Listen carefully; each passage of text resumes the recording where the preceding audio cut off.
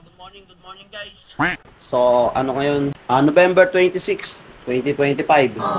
So, update lang tayo sa Berbina na bagyo. Kahapon, itong nakaraang gabi, hanggang ngayon, ang lakas ng ulan kagabi. Magdamag. At lumakas pa yung alon. So, bisitahin natin yung bangka. Nataas naman namin yon, pero baka puno ng tubig gawang ang lakas ng ulan. Magdamag talaga yung ulan dito kagabi. Ayan nga. May mga tubig dito. At yung alon is medyo lumakas din. Pero lumiliwanag na. Akala ko hindi lalakas. Tingnan natin yung tubig dito. Ayan. Dahil magdamag yung ulan, ayun. Binaha dito sa amin. Nagkabaha. So, silipin natin yung bangka. Baka puno ng tubig. Baka nabarahan ng mga dahon. So, silipin natin. Punta tayo doon.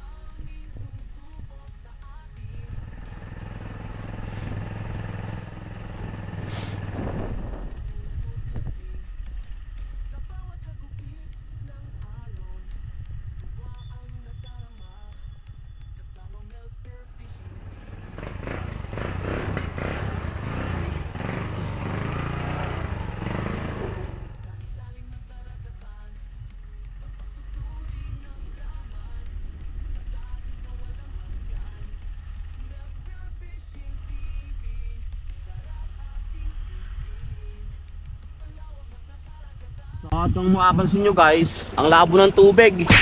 Medyo matatagalan tayo neto na makadive. Ayun yung paboritong spot natin. So, hanggang sa malalim yung labo niya, parang chocolate.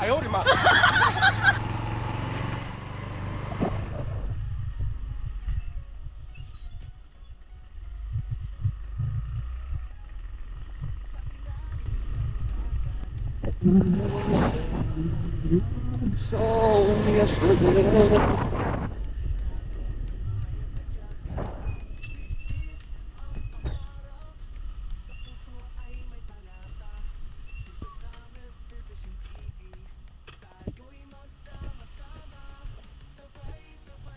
so dito natin nilagay yung bangka.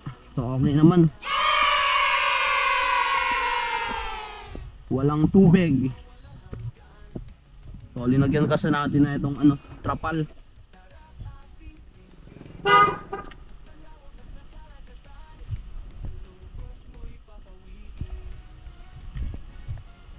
So lahat naman nagtaas ng bangka dito. Tingnan natin yung natin. Ayun nga. Naabot yung lagayan natin ng bangka. Kaya kung hindi natin tinanggal yon, sigurado masag. So dito nakalagay yung bangka natin. Ayun, ito pa yung tanda.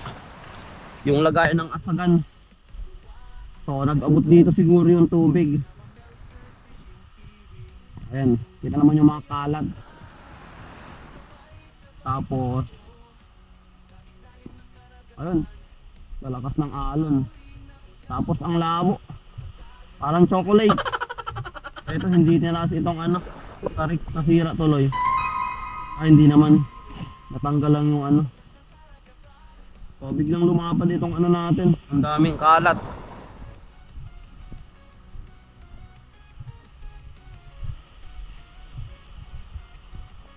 So ayun, kung makapansin nyo,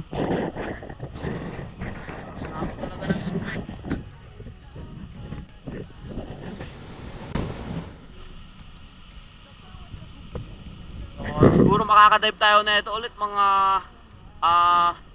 Wednesday ngayon. Siguro mga Friday maganda na. Kalma sana mamaya pero ang labo. So ang gagawin natin is pahinga muna. So antay tayo na luminaw itong tubig.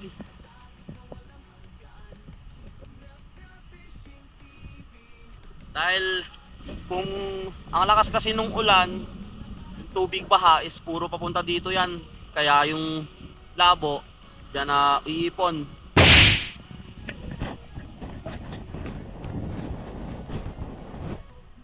Siguro mamaya, baba na rin yung bangka. Kasi kalmada na mamaya to. Mamayang hapon or bukas, maganda na yan. Tapos yung tubig talaga. Wala kang makita nyan.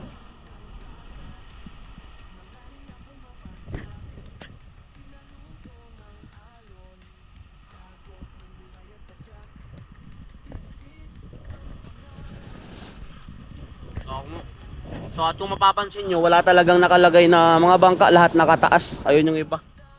Hindi nakataas. At may natira lang na isang bangka. So matibay ang loob. Hindi tinaas. Buti hindi inaabot. So at ayun guys, safe naman yung bangka natin. Yes. So hindi na puno ng tubig. Kaya wala tayong ipapag-alala. May gagamitin pa rin tayo sa susunod ng mga episode natin. At ayun, pinakita ko lang sa inyo yung update ng bagyong Birbena. Update ng bagyong Birbena. Birbena. So nag-update lang tayo ng Birbena. So okay naman, walang nangyari. So hanggang dito lang muna guys yung video natin. Hanggang sa sunod nating adventure sa ilalim ng karagatan.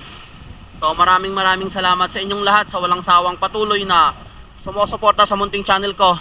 God bless you all po. See you on the next episode.